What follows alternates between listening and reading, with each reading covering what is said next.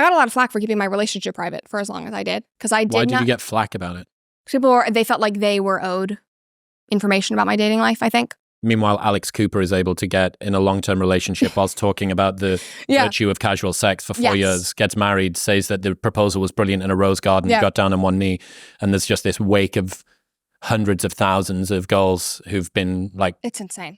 ...conned by this. She never got the requisite sort of call to arms that I think was needed for that. Like this chick who's been the forefront of a big, one of her first few episodes is about the Glug Glug 5000, some blowjob like episode. Meanwhile, she is secretly having a relationship that turns into an engagement, that turns into a marriage. And it's so beautiful. And I really, really feel, you're like, what the fuck was all of that? Yeah. What was this part of the work that you just did? And that was one of the bits where I thought, you want to talk about female privilege. No one called her to account for that. No one. Yeah. And I think that's, not people put me in the same camp as that, but I think that they probably felt all of those episodes betrayed. About blowjobs that you just keep on doing. Exactly. You won't shut up about them. I know. All my, my hookup culture episodes. So I understand that they, it's the internet. My generation, influencers in my generation, they give a lot of their private life. They have a lot of access to us. And I made sure that when I started the show, when I created the channel, I didn't, I was drawing a line in the sand with parts of my life and parts of my personal life. I didn't want to obviously get access to everything, but I wanted them to know who I was as an individual outside of just me sitting in front of a microphone. I think that's really, really important, especially if you're trying to bring people over from the other side, being able to level with them. So I'm not just a face on a screen. I'm a human being who's going through what you're going through, and I wanted to make sure that I did that. But there were also parts of my life that I wanted to keep private. And so, I only said that I was with somebody when he proposed. When I, posted a photo of our engagement, I was like, well, now this is real. And I had a lot of people, I still have memes on anytime I post on Instagram, it's men still posting like, it's over, boys. She's gone. Yes. And it's kind of become the it's over, boys trend was so good. Sneeko, so upset. Yeah, it was funny. It was good. But so I understand that they felt like they had access to me. And then there was such a significant part of my life that I didn't share, but it was very intentional. It's also not central to your content. No, exactly. And I didn't, and contrary to what Alex Cooper was doing, I wasn't saying, don't have a serious relationship, don't get married, all the while I'm like, here I am. Like, I'm going to trick you all and get married. I also wasn't, and I think this might be kind of where that hurt came in, was that I believe that there were men out there who watched my content that felt like maybe they had a chance, or it's like this was the ideal. And I would see those comments. I don't want to say that without being like, ooh, tooting my own horn. It's just kind of that's what I saw, and I've been told that. As I think they felt betrayed in that regard of like, she let us, but I never intentionally did that. Like I never said, oh, you could have a chance to date me if you wanted to. It was just like you kind of, you had this idea of me. But I'm very, very glad that I kept it private. I think it's very difficult to date and have a relationship when you're a public figure. It's very hard to kind of pick and choose what stays private. And as we were talking about at the beginning with dating, it's hard. It's even harder when you're a public figure and when you don't really have any experience doing this and you're meeting somebody in person for the first time. My first time being famous too. Yeah, exactly. And it's just, there was not a roadmap for that. But there's an equivalent, I think, for everyone. It doesn't matter whether you're in some ivory tower behind Bent Key's production door talking to a few million people, or you're just a normal person with 3,000 followers on Instagram. If you start posting a lot about your relationship, other people will become invested in it in a way that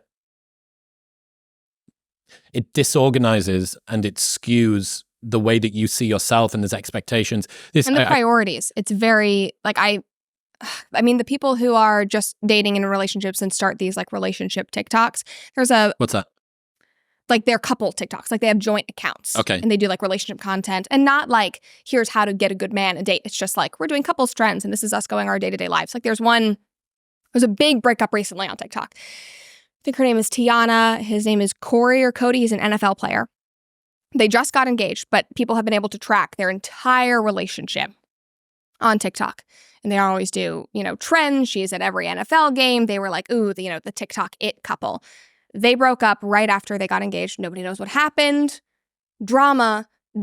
I mean, TikTok blew up for days and are now attacking him, attacking her, what happened, making up all these lies saying that he was an abuser or actually he cheated on her. So now she has to come on and say, that didn't happen. Sometimes relationships just fall apart. But now you have literally millions upon millions of people deep diving what happened. I mean, I do that because you've brought me into your life and now I see I'm invested. I know. I'm You like, can't tell me to know. not be invested. Yeah. Watch what we're doing, but now stop watching what we're doing. There was a guy care who about made what a we're video. doing, but now stop caring. Yeah, there was a guy who made a video about this and he was like, if you're going to be in a public relationship and, get us invested, if you break up, we deserve to know why because otherwise we're going to go dig. And I was like, I agree with that. Like, just say it. But, I agree. But then I'm also like the person that's on the other side of the camera. I'm like, I don't want to do that. So that's why you do have to be very careful about like, what door am I going to open up? So I like slightly opened it up when we got engaged based on his comfort level and he kind of wanted to like tiptoe. He's very, very private, does not want to be on camera, does not care.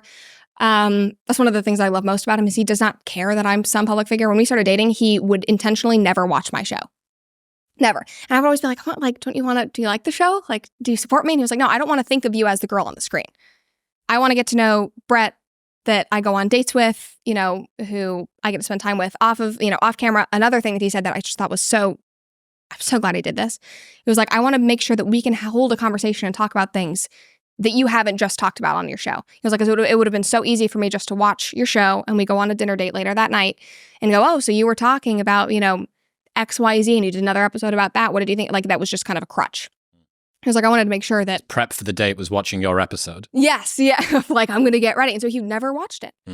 And I'm so grateful for that. And so he,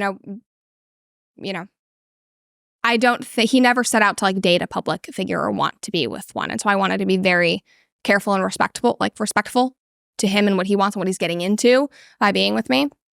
And so then by cracking that door open, I saw the Streisand effect, in real time because I hadn't shown his face. I hadn't talked about him, had not said his name, anything about him, just said, fell in love with this guy, love him to death. I'm getting married. Did an episode about it on comment section where I just said, this has happened.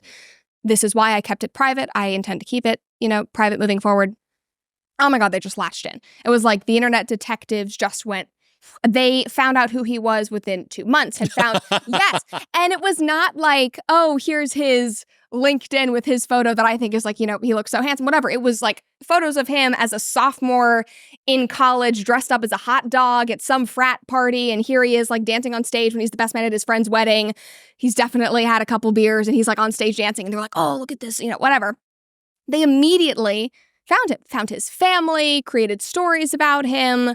There were so many Reddit posts of like, whoa, he's going to destroy your life. I know these kinds of guys. And they knew nothing about him. And so at that point, we had a conversation.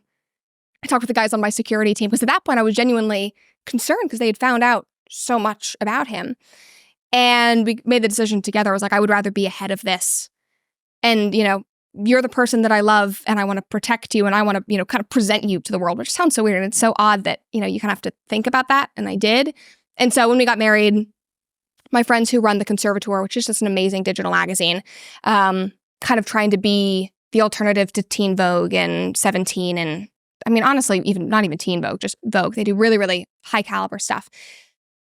The girls who run that are good friends of mine. And so I asked them, will you cover the wedding? Because I know people are going to be interested.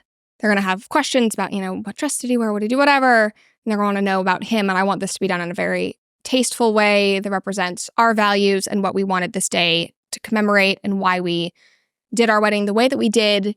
And then share information about him just so that it's settled, basically. So it's out there. No more Streisand effect. Draw Nobody a line under it. Digging. So interesting that there's this sort of sweet spot between not enough information. Not enough means that people are going to go digging. Yep. Too much information means that they start to get invested. Yeah. And there's this weird habitable Goldilocks zone in the middle. Stay there. It's enough to be satisfying and not so much that it's no longer boring. Yes. And I mean, it must be interesting as well. Having the power dynamic the other way, typically it's guy out front, famous man with like, sort of humble wife at home type thing. And it's very, this one's the other way around. I think it's an interesting dynamic, but it's not weird and it hasn't been a problem. And I think a lot of people assume that it is. And also I talk about, traditional gender roles and trad. And so people look at me and they're like, well, you don't have that because you work and your husband's not in front of the camera. It doesn't mean he doesn't work. Like he, owns his own business. He's very successful. He's just private.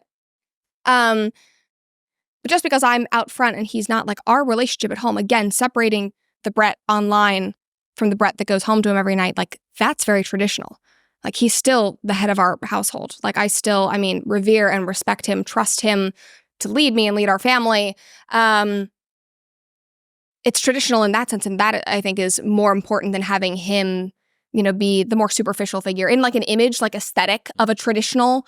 In other news, this episode is brought to you by Maui Nui Venison. Maui Nui Venison brings the healthiest red meat on the planet directly to your door. It tastes incredible, it's not too gamey, and it is super easy to cook. Plus, because I'm always traveling, their venison sticks make it incredibly easy to avoid all of the horrible airport food and hit my protein goals and feel good about doing it. Not only do they provide the most nutrient-dense and protein-dense red meat on the planet, they're the only stress-free, 100% wild-harvested red meat available. I first heard about Maui Nui from people like Tim Ferriss and Andrew Huberman and Peter Attia, and I love the fact that I'm able to support such an incredible company run by a husband and wife co-founder. So you can get the healthiest red meat on the planet delivered directly to your door by going to the link in the show notes below, and get 20% off your first order by going to mauinuivenison.com/modernwisdom and using the code modernwisdom at checkout. That's MAUINUI venison.com/modernwisdom and modernwisdom at checkout. Thank you very much for tuning in. If you enjoyed that clip, you will love the full-length podcast with Brett, which is available right here. Go on. What are you waiting for?